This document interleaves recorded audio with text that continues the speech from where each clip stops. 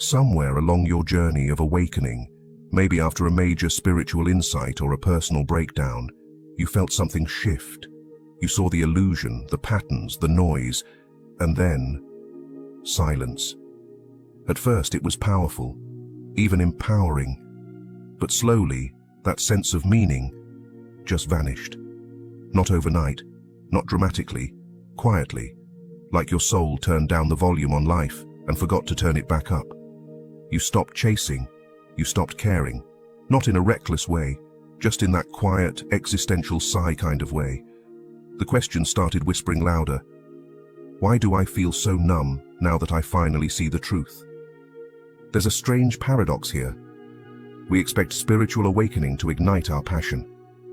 But for so many, especially the deeply introspective types, the empaths, the seekers, it does the opposite. It empties us. I remember talking to a friend, super bright, spiritually attuned, obsessed with all the right books, Eckhart Tolle, Alan Watts, Krishnamurti. Then she had a massive awakening after a dark night of the soul. She got it. She said she saw through the illusion of identity, ego, chasing external success. And yet 2 months later, she was staring at her ceiling, barely able to get out of bed. She told me, I used to cry over not achieving enough. Now I don't care whether I do anything at all. I thought awakening would light me up, not leave me like this. Carl Jung, the father of analytical psychology, hinted at this post-awakening fog years ago. He didn't talk in trendy spiritual terms, but he understood what happens when the unconscious becomes conscious. Jung said, enlightenment doesn't come by imagining figures of light, but by making the darkness conscious. That sounds beautiful, until you realize what it means. Awakening isn't the end. It's the beginning of a psychological death, the death of who you thought you were. The structures that gave your life meaning, goals, careers, relationships, even your sense of time, all collapse. But here's the catch, Jung would point out. Your ego isn't gone. It's confused. It lost its map. And without a new map, motivation disappears. So it's not that you're depressed or lost motivation. You're just in limbo. You've woken up from something, but you haven't woken up into something else yet. But here's where it gets fascinating and deeply misunderstood. What you're feeling right now isn't failure. It's not depression or anxiety in the clinical sense. It's something ancient and sacred.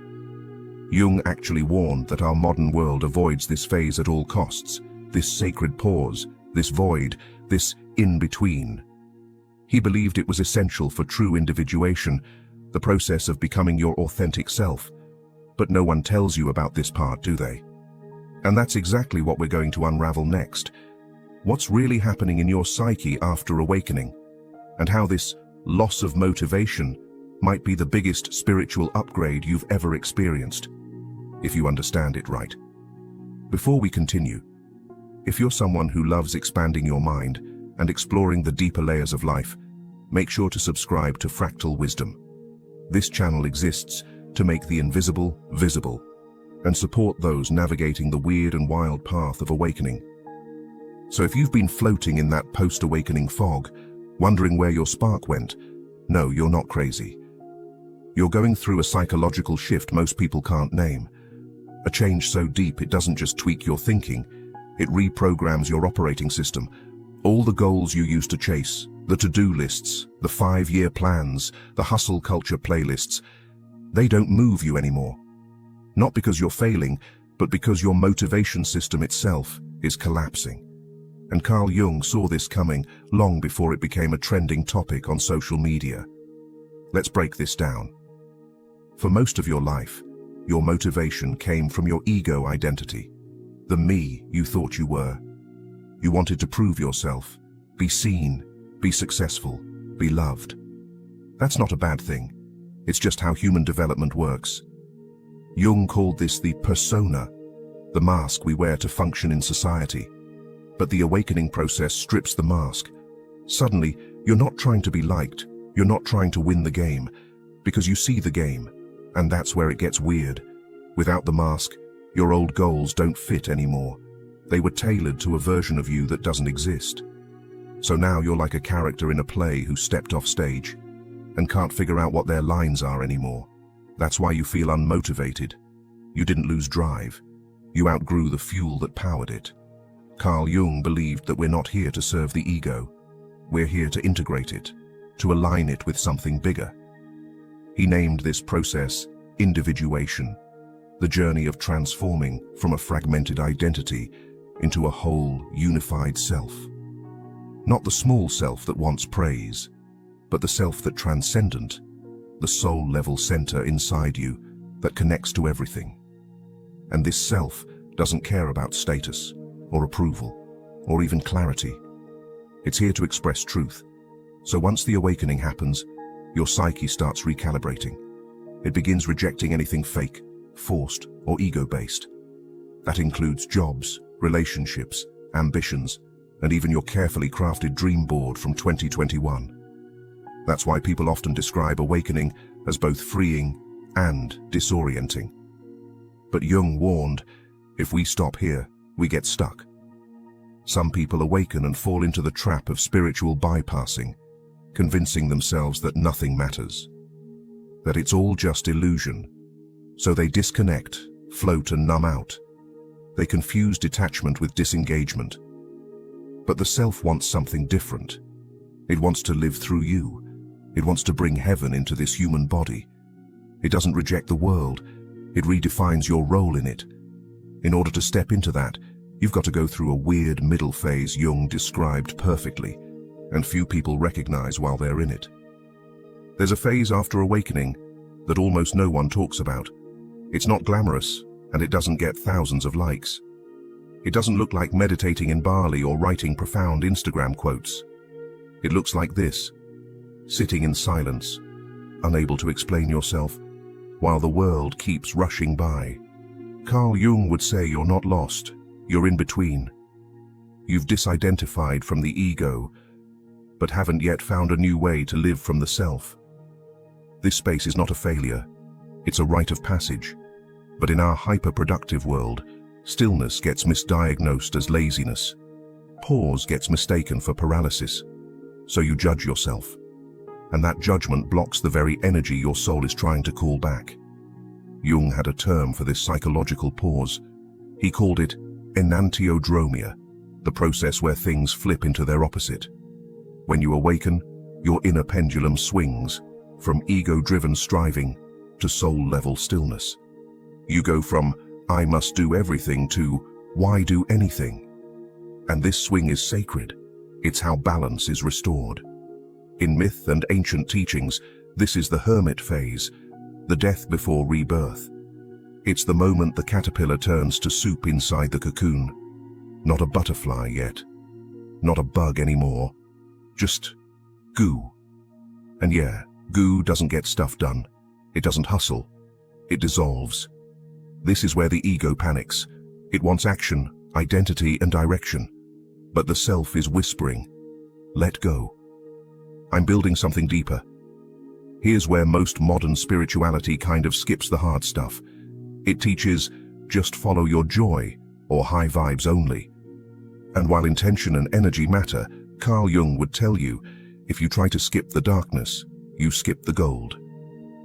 Jung believed shadow integration, facing the repressed, uncomfortable parts of you, is essential for becoming whole. Not optional, not extra credit.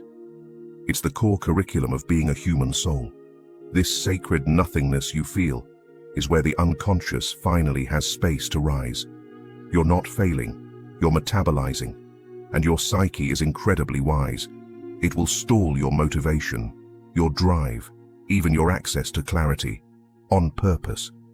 So you're forced to feel, witness, and reclaim what you've buried. That's the real work. And here's the beautiful twist. When you stop resisting the void, something strange starts to happen. Motivation begins to return, but it feels different this time. It's not anxious. It's not performative.